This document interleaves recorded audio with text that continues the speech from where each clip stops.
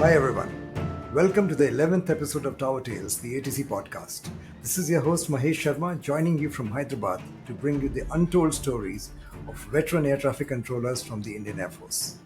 In each episode, I delve into their experiences, sharing their real stories, challenges, and the critical roles they play towards ensuring safety and security of our skies. Get ready to explore the fascinating world of ATC with these veterans who were highly radioactive once upon a time. Our guest today was commissioned in January 1975. He served as an air traffic controller at some of the most important Air Force bases like Jodhpur, Air Force Academy, Kalaikunda, Bagdogra, and Pune before becoming Director of Operations, Air Traffic Services at Air Headquarters, New Delhi in March 2003. During his tenure at Air Headquarters, he worked closely with the Ministry of Defence, Ministry of Civil Aviation, DGCA, AAI, Airports Authority of India, and the Government of India on various issues related to civil military airports, jointmanship, airspace sharing, and cross-utilization of airport resources between civil and military airports. He opted out of IAF prematurely in December 2005. He is a graduate of prestigious Defence Services Staff College, Wellington, and alumni of College of Defence Management, CDM, at Secunderabad. Including his vast experience with the IAF for 31 years, he has an overall 50 years of domain expertise as an airport's infra and op management professional. He owns a self-startup company since 2011 called Sri Aviation Solutions at Pune. Ladies and gentlemen, I am delighted to welcome veteran Group Captain Hem Srivastava for this episode of Tower Tales. Good afternoon and welcome to this episode of Tower Tales, Group Captain Srivastava. It is such a pleasure to be connected with you after a long gap. Of course, given your hectic schedule, first of all, I would like to thank you for making time to be here. And if I were to think of an ATCO, a veteran ATCO, who had a very holistic and illustrious career, I think the one name which comes on top of that list is yours. Because you have been radioactive not only in uniform, but even after hanging your uniform, you continue to be contributing to the fraternity and to the larger air traffic control community. And even at the national level, you have been a member in various bodies. So I think I can't think of a more illustrious career than yours that can come to my mind. So thank you very much and welcome to this show. Mahesh, thank you very much. I must compliment you for a very novel and unique initiative that you have taken to create these. It brings out the best of our ATC officers and their experiences, and that helps the next generation to come as to what it was, what we have gone through, and where they are heading. So, to that extent, your contribution is noteworthy.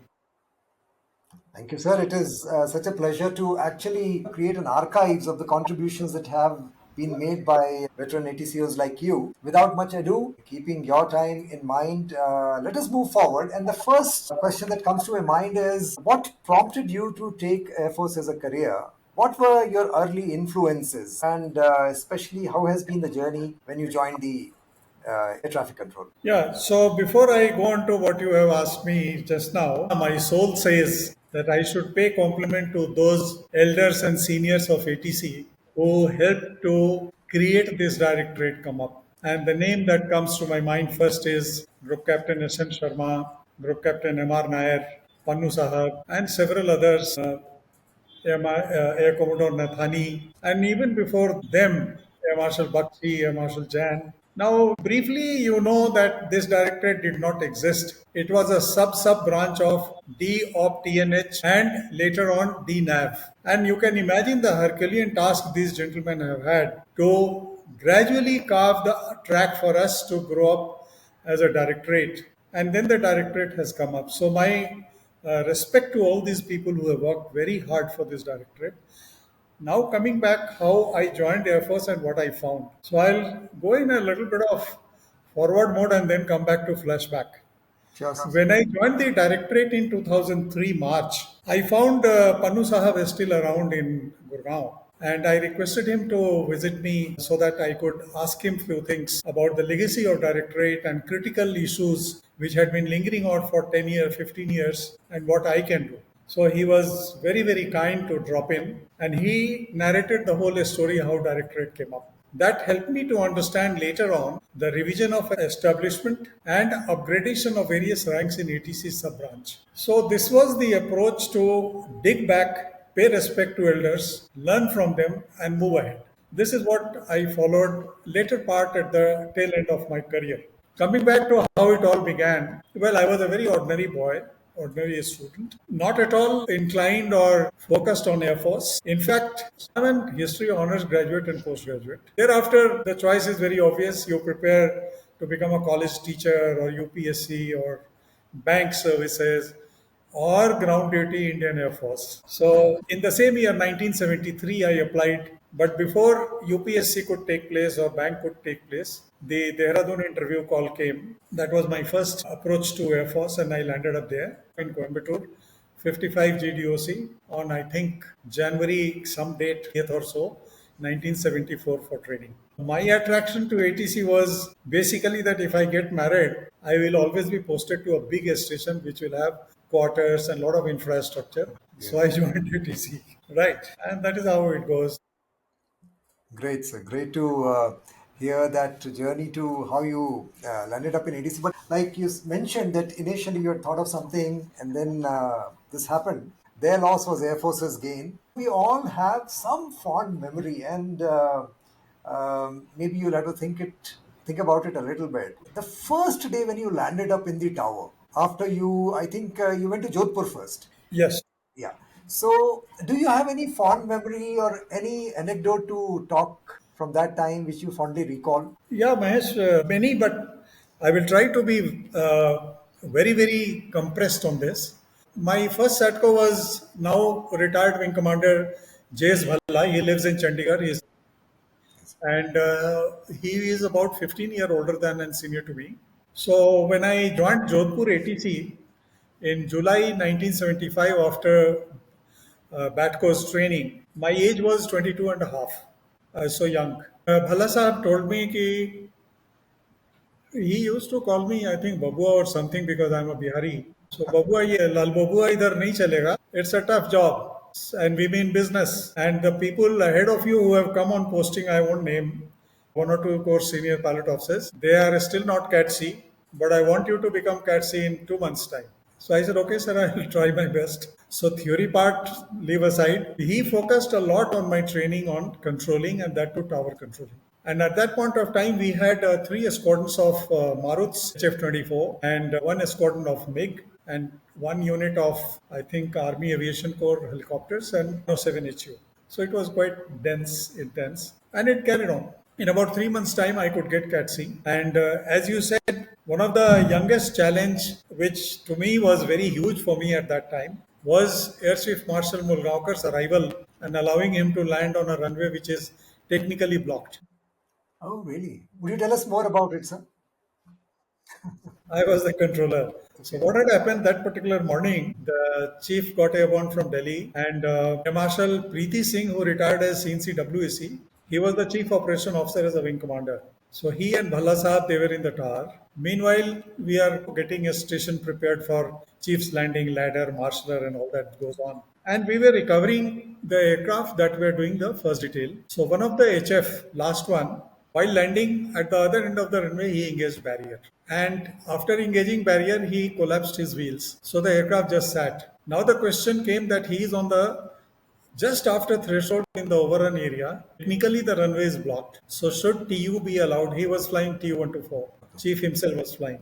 Should he be allowed to land? So there is very little pilot officer can contribute when COO and SATCO are discussing. So at the end of it, a decision was taken that inform chief that this is the position. And since he is flying, he is an experienced person, he knows how to handle aircraft, let him land. So I whispered to Bhalla Sahab, कि sir वो chief को बोलना है, can I hand you over the mic? So he says, no, why? Are you scared of talking to chief? I said, no, sir. He said, treat him as an aircraft and give instruction.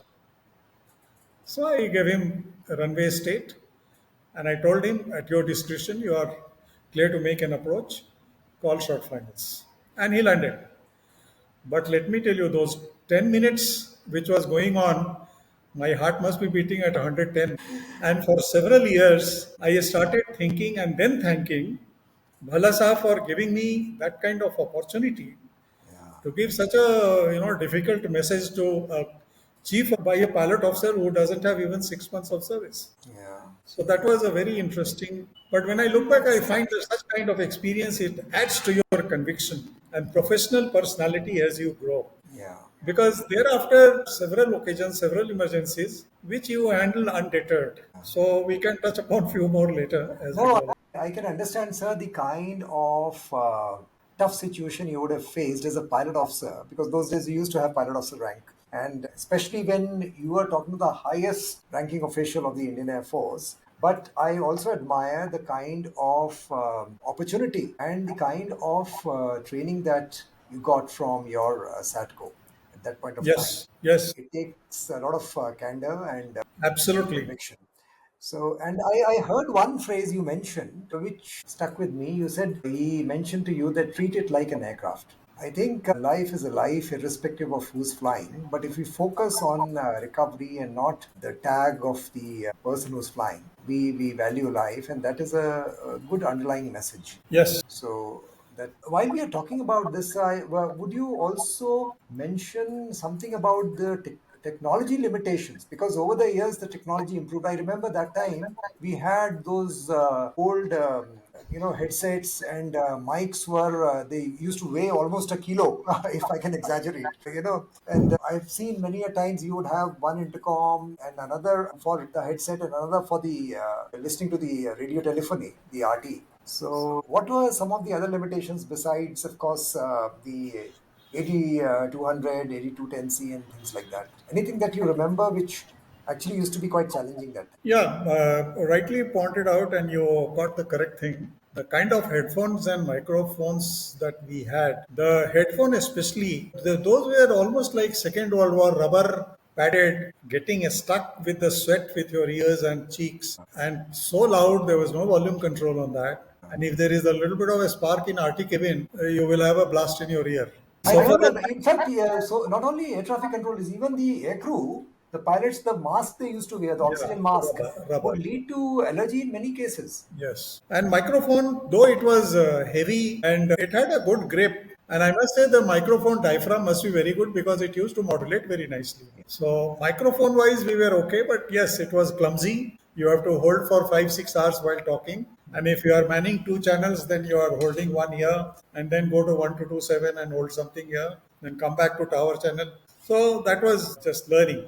But this is so far as communication is concerned. But the main point is what do you do during night condition and bad weather conditions? So as many others have pointed out, we had same 8200 that needle hunting around 3 to 5 degrees and red and green light blinking on the screen. So get used to it by approximation and you tell, okay, your homing is so and so. And as one graduates in ATC, you learn to do control descent also on this. And further courtesy, Dasi, you learn to handle USRT and US compass also. Those are the days of lot of dead reckoning. So I need Yeah. not go into those stories. But that also built a lot of skill. Once you are able to handle a lot of difficult situations and challenges, you develop a lot of resilience and higher degree of competence. Well brought out, sir. While we are at it, let's move forward. You had actually been to many stations which had dense flying environment and quite challenging air traffic situations because of the mix of the types of aircraft, including Jodhpur. You were at AFA Hyderabad in 78, Kalaikonda, Bagdogra, and Pune. I mean, before you moved on to the admin tenures. So, any memorable incident or a story from your time which was pretty challenging that stands out that you faced as an air traffic controller? See, as you narrated, though I have done 5 10 years in ATC, but if you closely look at it, all 5 stations were different and peculiar. We all understand what Jodhpur is. We have worked at AFA, most of us, and it is entirely different from what you do at Jodhpur, what you do at AFA. And then you come to Kalaikonda, from there the story starts. You are handling vintage aircraft, Ajits and Hunters. And then in between comes the MiG, which is the tow for range firing. Balasore range, air-to-air Yeah, firing. yeah, yeah. So that is again a lot of mix-up. And then you move on to Bagdogra, where you have Ajit and you have got a couple of helicopter squadrons, and then traffic from east, west, south, civil flights, some valley flying, airdrop sorties. That is another casualty evacuation every day of Sikkim. So they were different. And then after Bagdogra, I land up in Pune. Now, Pune was a newly inducted MiG-29 base where certain trials and night flying and various other classified training used to go on. And in between to give training to our pilots and Mirages in combination operation, we used to have Mirages on detachment also. So you can imagine from Kalaikunda, Bagdogra one shifts to Pune, and it is an entirely new aircraft and new pattern of exercise. So all through these 4 or 5 stations have been challenges. But within the challenge, coming back to your question, the main issue was that while handling all this, one learns, and you are working as a team, you have good seniors. Everywhere I had beautiful seniors, wonderful people to guide and help.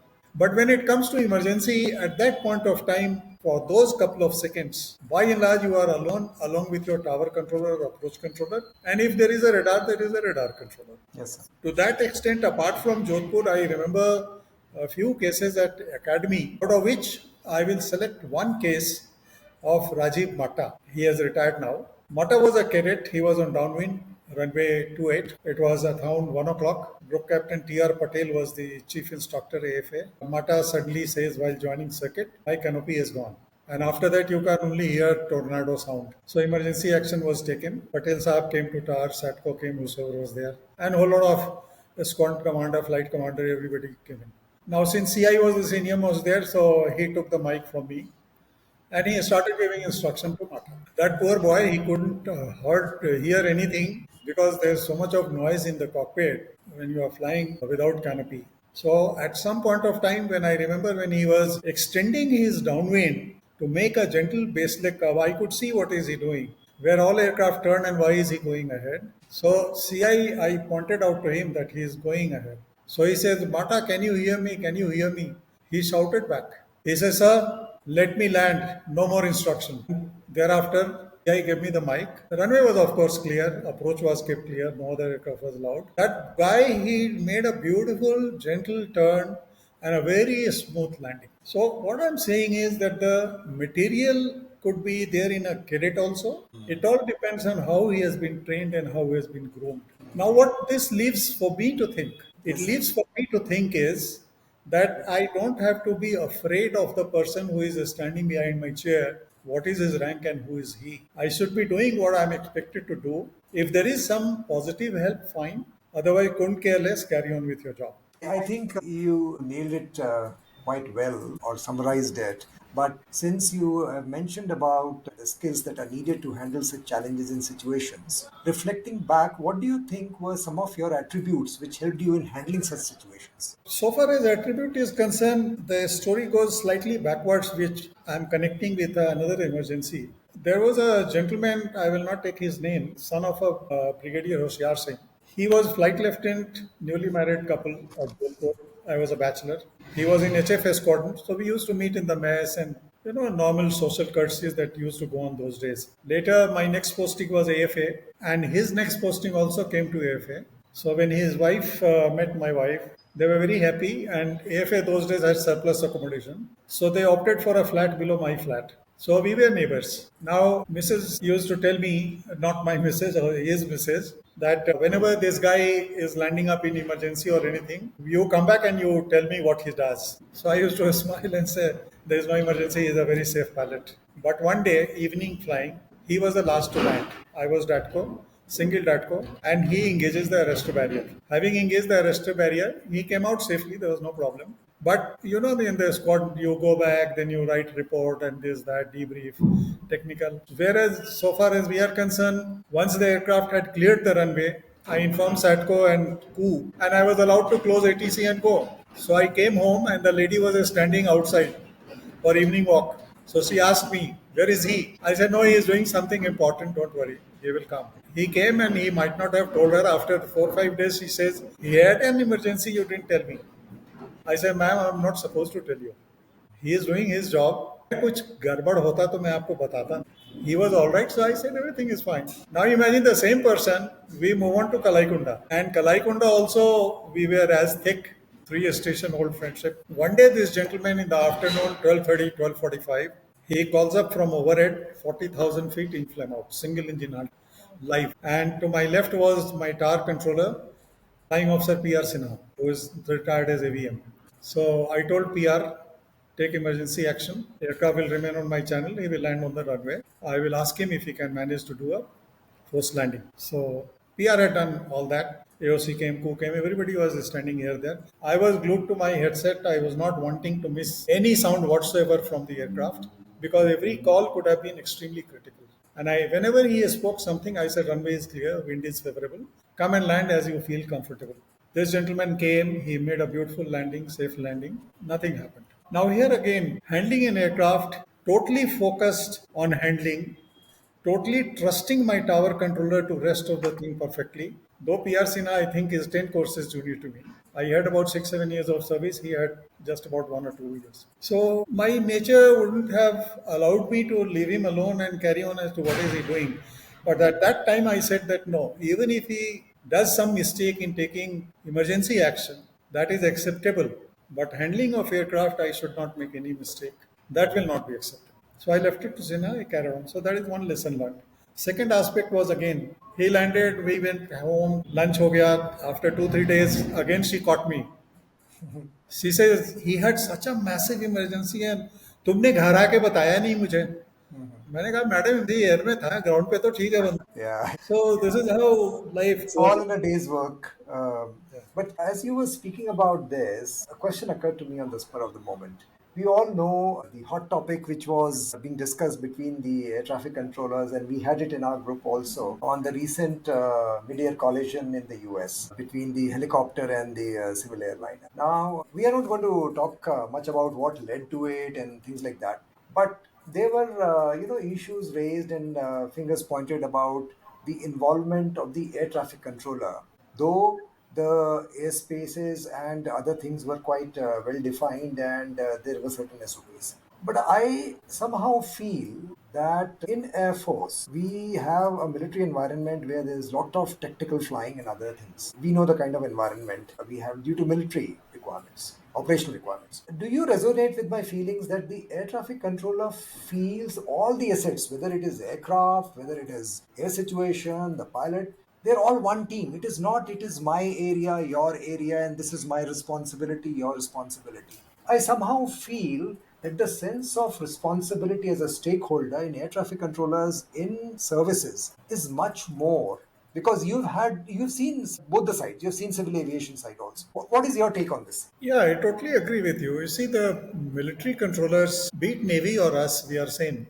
We are born and brought up in ATC environment, which is always operation and team. The branch itself is sub branch of operations, right? So operation means all those people who are involved in operation, including pilots, navigators, controllers, fighter controllers, or whosoever is supporting the operations. For any need, we don't think that I am from ATC, so will he do it or not do it? He will do it because I need it. The operation needs it. And like I mentioned, Kalaikunda, very small example, me and Sinha. You know that in emergency or otherwise, if I tell somebody that this is required, he will come and do it. So there is no boundary or demarcation, my branch, your branch, will he do it or not do it? We always work like a team. And to that extent, I will give you a very wonderful example, which is a very, again, out of routine kind of emergency, but the way it is handled.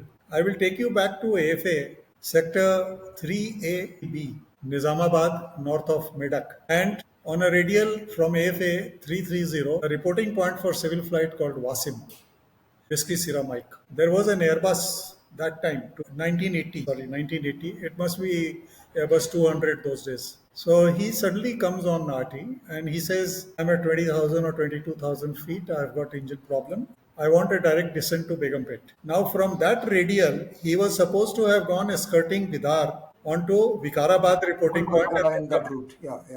Right? But then he now wants to cut through direct. So he will cut through sector 2 and then he will enter sector 3. And we had 14 Kirans flying all over, including solo cadets. I was on approach channel, somebody else was on aerodrome channel. So since most of the aircraft were on approach channel, so I told all aircraft to maintain 15 and below for next 5 minutes until further instruction. And I told Airbus that I'm giving you 5,000 feet cushion. Maintain your aircraft. In case you are not able to maintain 15, let me know. Now, this is coordination between what we are controlling right now and surprise civil flight entering into your airspace declaring an emergency. What action AFA will do? He is not coming to land here. He is going to land at Begumpet.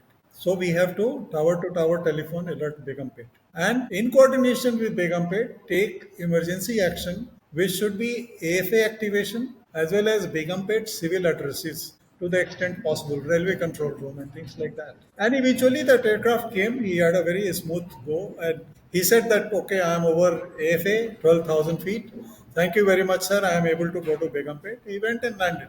But again, this example I am giving you because when we handle air traffic control sitting in a control position, we do not say it is my aircraft, your aircraft, or whose aircraft. From which place he has come, which place he is going. We work then as a state level team or national level team, whichever is the aviation organization it may be, civil airliner, civil airport, DGCA, MOCA, Indian Air Force, AFA Training Command, it all gets merged into one recovery of aircraft safely and handling other aircraft safely. So these kind of experiences in my first 4 5 years, it ingrained into me that wherever I may be a controller or whatever, it is a unique teamwork which is always to be the single minded approach for salvaging any situation.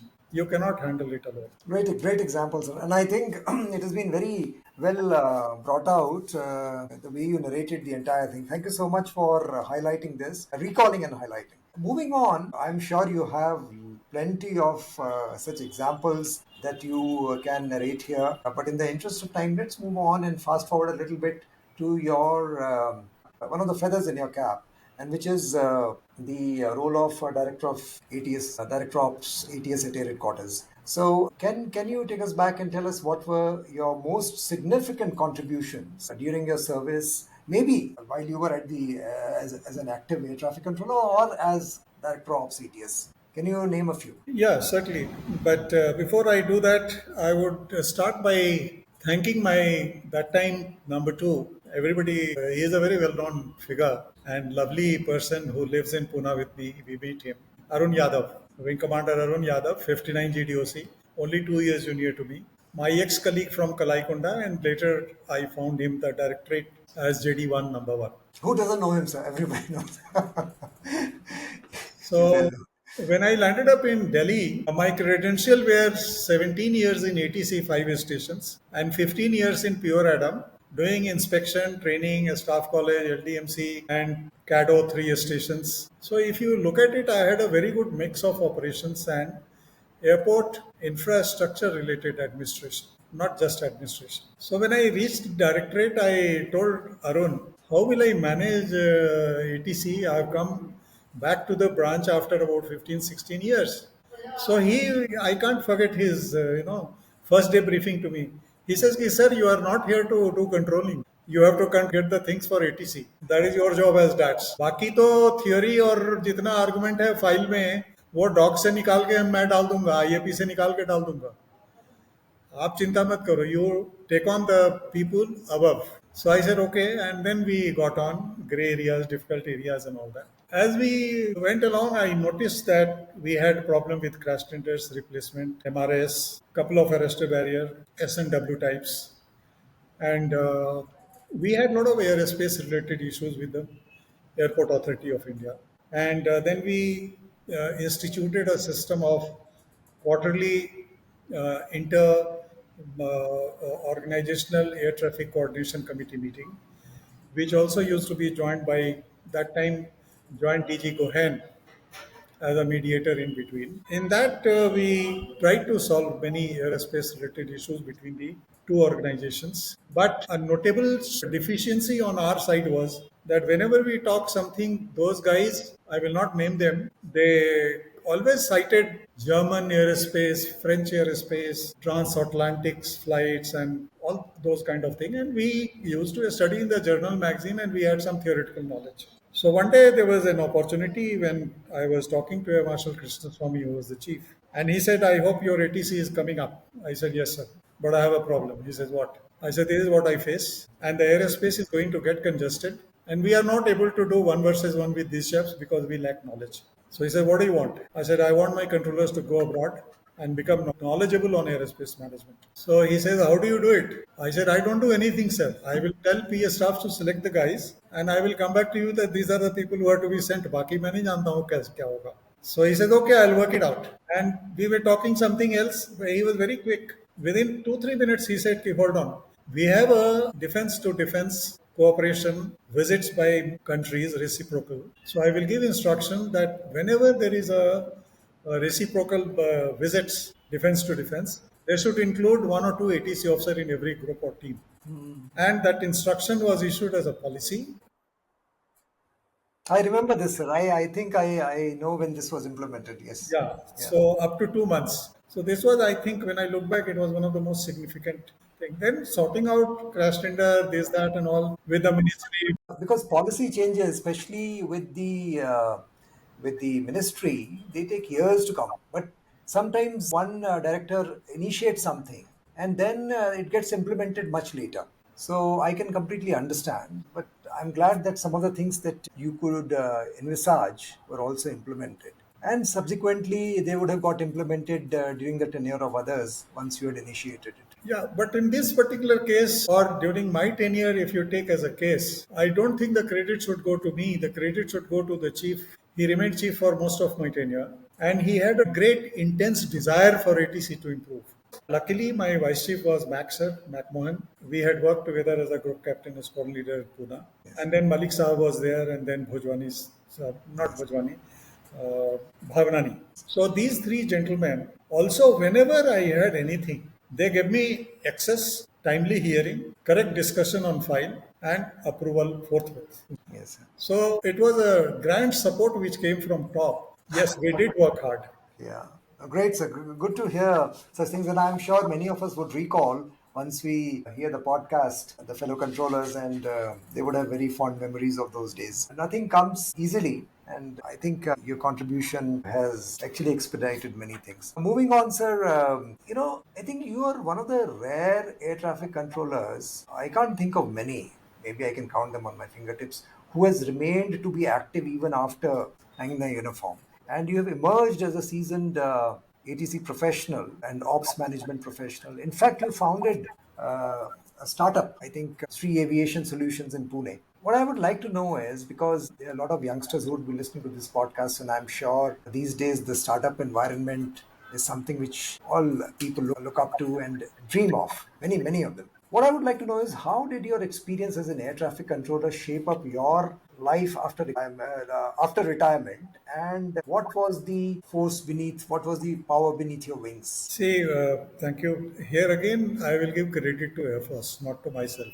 When I look back, I find for some very good reason, Air Force found me okay. I appeared for a staff college, I passed, but I was nominated and sent. Having done that, they found that I can become an instructor. They gave me a training tenure at AFAC. From there, I was picked up and sent to Directorate of Inspection, and then 3 Adam tenure.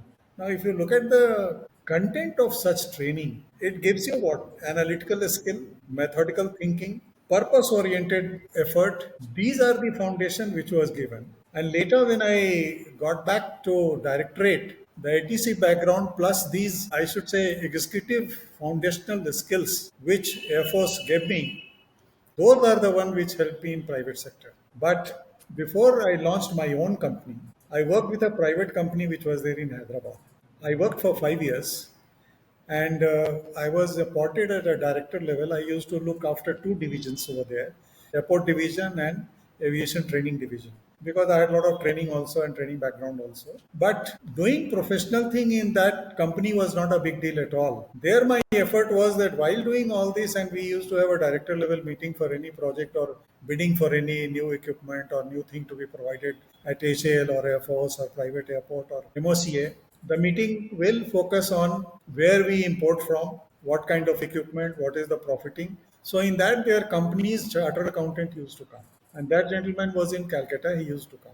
He told me a lot of nuances so far as the business accounting, negotiations, cost analysis, trade-off between profit and business, all those things I learned from him. Having done for 5 years when I opened my own company, at that time I was the sole member, and my wife, who is a postgraduate in botany, she used to help me in various things. But professional and client management, business management, and negotiation, I used to handle alone. I noticed that when I talk to the guys who come to me, they are always unsure of the delivery, whether I'll be able to do it or not.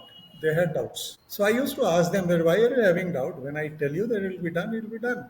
So either you trust me or forget about it. I created a base of about 10 good clients in Pune, and by word of mouth it has spread. So my three fundamentals were there. First, professional work only as per GSR, ICAO, and DOC. Second, on-time delivery, and third, fixed cost. How I do it is my business. If I had to do it on Monday, I will have to work on Saturday, Sunday also.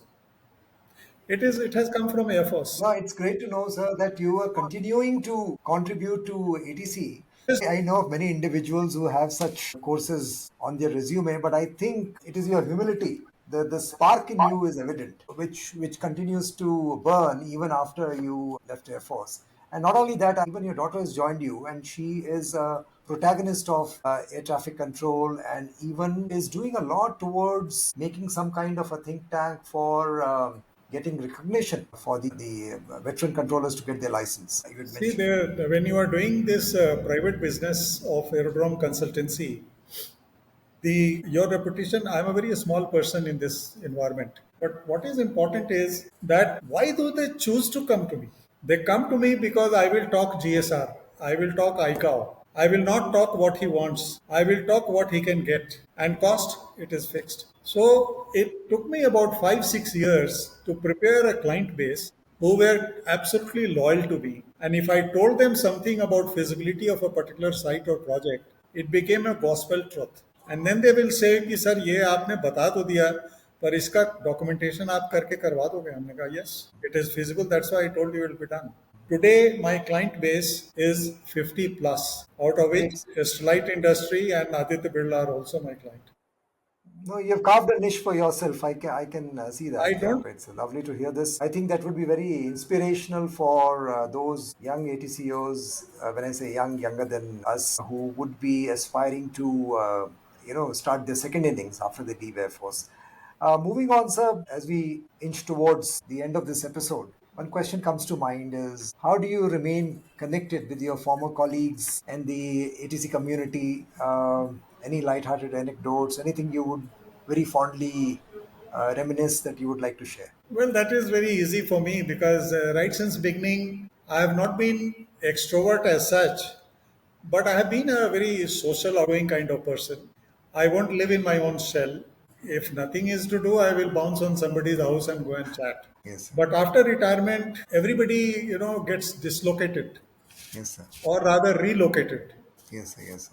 But thanks to these WhatsApp and various groups, ATC Yes. Veteran and ATC Group and GDOC Group and this group, that group. So you find a lot of common features like Govind Rajan, Khare, these are the people, Goda Menon, ये सब मिल जाते हैं और जब ये मिलते हैं WhatsApp पे, then you talk to them and you open your heart and now you are again well connected with all of them. In fact, today the connectivity is far better Yes. than what it was when we were in service. So I have more number of friends now than those days. More power to you, Yeah. sir. And I'm sure this would bring back a lot of fond memories when people hear this podcast. And that is one of the objectives, to stay connected and share our stories for others to know. Thank you so very much, sir, for accepting my invite and being here and narrating your experiences. It was such a pleasure.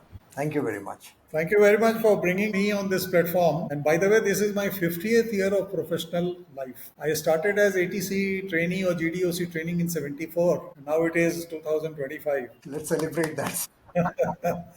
And my thanks to all the people, all my senior and juniors who have supported me in my long journey of these 45, 50 years, without whom I could not have ingrained all these qualities or skills that has helped me as I went along and where I am today. So thanks all, thanks everybody through you. It's a great opportunity to be an ATC officer in life. And once an ATC officer, always an ATC officer. Very well said, Thank sir. you. Thank you so much. Have a lovely day. Thank you. Thank you everyone for tuning into Tower Tales, the ATC podcast. I hope you enjoyed today's episode and had a first-hand peek into the incredible work and life of yet another veteran controller. If you liked what you heard, please subscribe to my channel on YouTube, leave a review, and share this podcast with your friends and colleagues. This podcast is also available on Spotify and Apple Podcasts. Your feedback will help me bring you more of the content you enjoy. Join me after a fortnight for yet another engaging discussion with a veteran air traffic controller. Until then, this is Mahesh Sharma, your host, signing off for now. Safe travels and happy landings.